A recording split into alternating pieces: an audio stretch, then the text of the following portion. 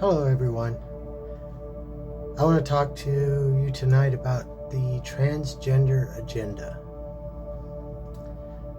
Whatever that is. I've heard the term a lot.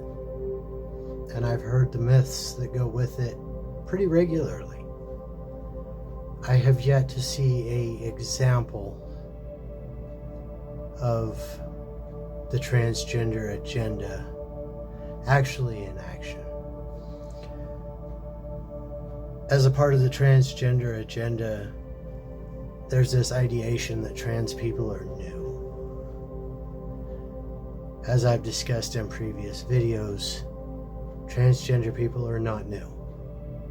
Biblically, we date back to the time of creation. In fact, transgender people were the first human creation.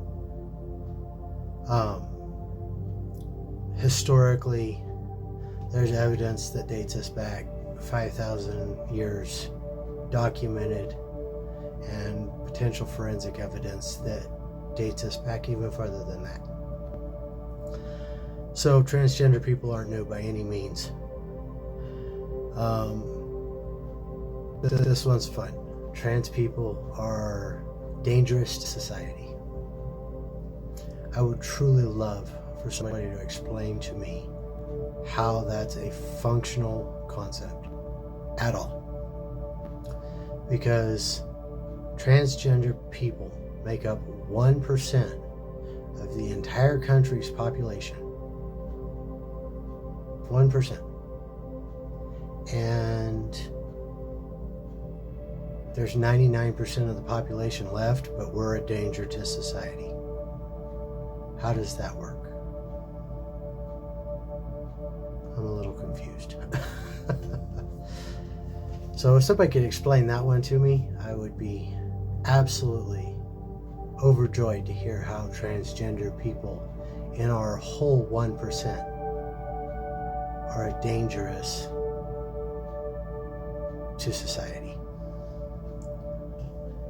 It said that children are being recruited and hurt by trans people. I can't speak for everybody and I can't speak for every situation, but I know in my life, I hurt way more people by not embracing who I was and living a lie than I've ever damaged as a transgender person. You don't hear very often of cases of transgender people abducting children and turning them into transgender people. It's not how transgender works. And you don't hear of cases of transgender people hurting kids. It's really not who transgender people are or what transgender people are about. Transgender people are about self-expression, self-love, and by embracing ourselves, I think we add a lot to our community because we have a very fantastic perspective at all different ages of both sides of society. So I don't see transgender people being the problem with our children. I know my children are no worse for the wear because I stopped being angry as I've transitioned.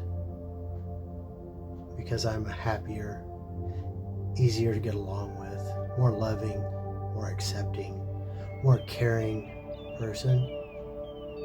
My kids live in a better place because of that.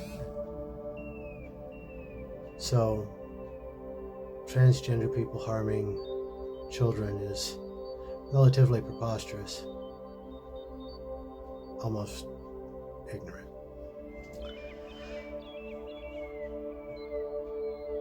The last point I want to talk about is people regret transitioning to another gender.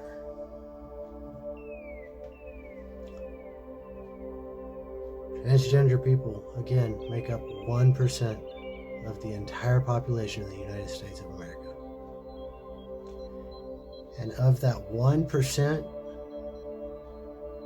1 to 2% of transgender people regret making the decision to transition. I would be inclined to believe that a portion of the people who regret making that decision to transition is because we live in a very unaccepting and very difficult society, and they don't feel safe. They don't feel safe in their jobs. They don't feel safe in their homes. They don't feel safe in the medical system. They don't feel safe to walk down the street. It is dangerous to be transgender because our society does not have a problem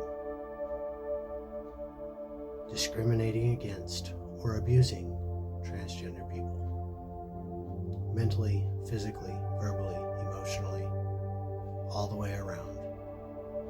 It has become socially acceptable to batter transgender people.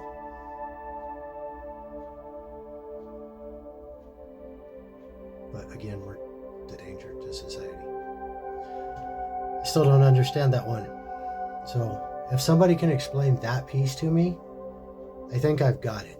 But the reality is there's no transgender agenda that affects the society that we live in.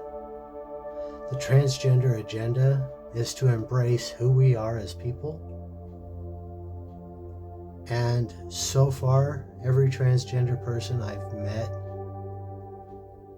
is more loving, kind, gentle, accepting than a lot of the rest of the people that live in this country. Y'all have a good night.